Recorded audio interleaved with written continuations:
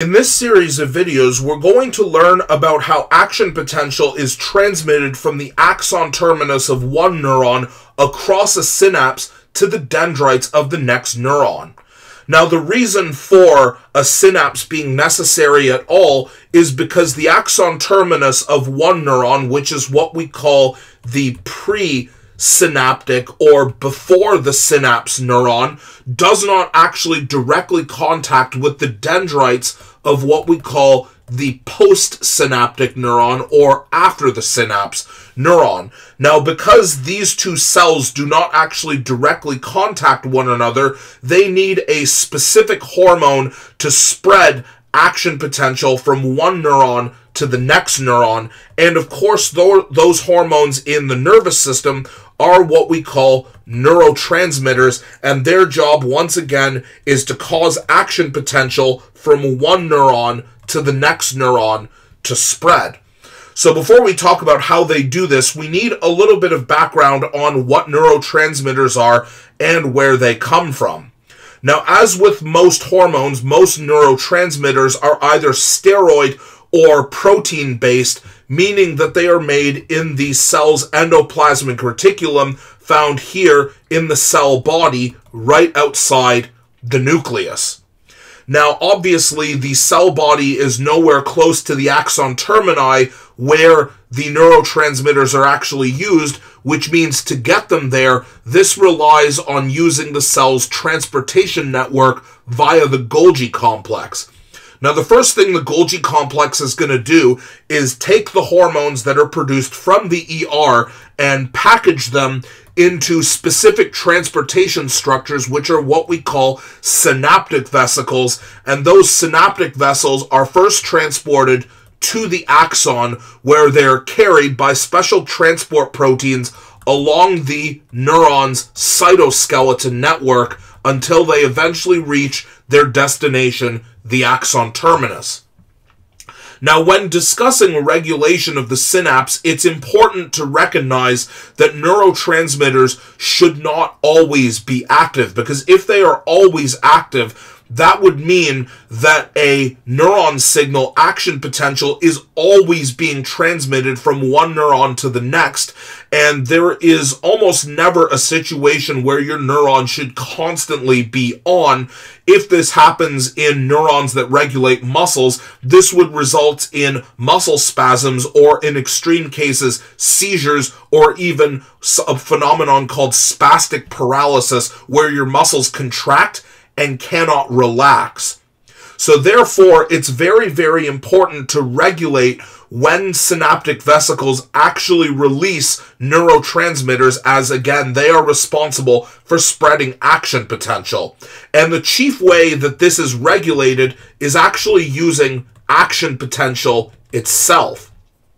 So when action potential, when the depolarization of the neuron's membrane reaches the axon terminus here, and as long as there are synaptic vesicles that are present here, it is this action potential that triggers the synaptic vesicles to attach to receptor proteins that are found on the inside layer of the membrane of the axon terminus and triggers them to undergo the process of exocytosis, thereby releasing their neurotransmitters out of the axon terminus and into the space between the two neurons, which is what we call the synaptic cleft.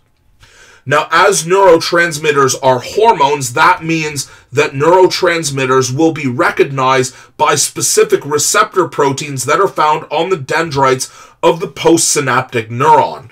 Now, in the case of specific neurotransmitters, this causes the actual depolarization of the dendrites in order to happen, meaning that action potential is going to be transmitted and going to begin in the postsynaptic neuron as a result. And we'll talk about exactly how this happens. Now, a specific consideration needs to be talked about when discussing the stimulus. So if we go to the beginning of a reflex arc or the beginning of a nervous system pathway that involves sensory neurons, there wouldn't be a presynaptic neuron here, but it is the role of neurotransmitters to bind to specific receptor proteins and initiate the process of membrane depolarization and starting action potential to start. And the stimulus in a sensory neuron works exactly the same way. So what exactly is going on, and what are these neurotransmitters doing when they bind to specific receptor proteins? Well, when neurotransmitters bind to specific receptor proteins, those receptor proteins are not functioning on their own. Usually, these receptor proteins are connected to some sort of ion channel protein. Now, these are what we call neurotransmitter-gated ion channels as opposed to voltage-gated ion channels, because it is the binding of a neurotransmitter that guarantees that they are open or closed rather than changes in voltage. Now, if a neurotransmitter is going to spread action potential, we want action potential to begin, these neurotransmitters can cause a sodium channel to open, which causes Na+ to enter the neuron. Now, if this is the case, if this neurotransmitter is causing a sodium channel to open, that means that Na+ can enter the dendrites of this particular neuron, and that means that our voltage, our membrane potential, goes from -70 to -55 millivolts if the stimulus is strong enough, and now all of the voltage-gated sodium channels will open up. So this point here is the origin of where action potential begins. It is the actual signal that opens the very, very first ion channels, allowing threshold voltage to be released and therefore beginning the process of membrane depolarization.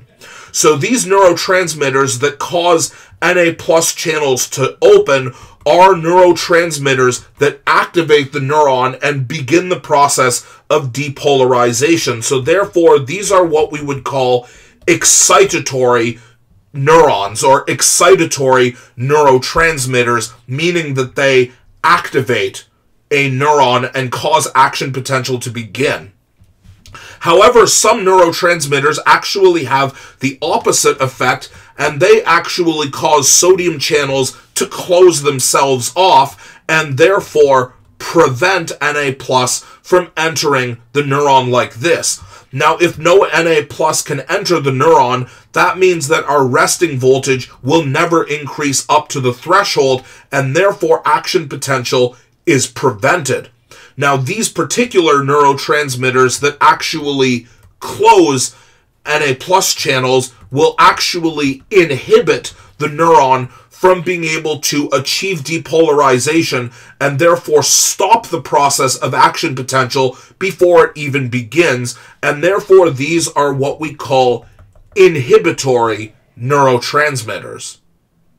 In the next video, we're actually going to look at a specific example of a neurotransmitter, a specific example called acetylcholine, which is the most common neurotransmitter in the body, and we're going to look at these specific mechanisms that are used to trigger exocytosis of synaptic vesicles and the specific effect that acetylcholine has on the post-synaptic neuron and how the neurons themselves regulate this entire process.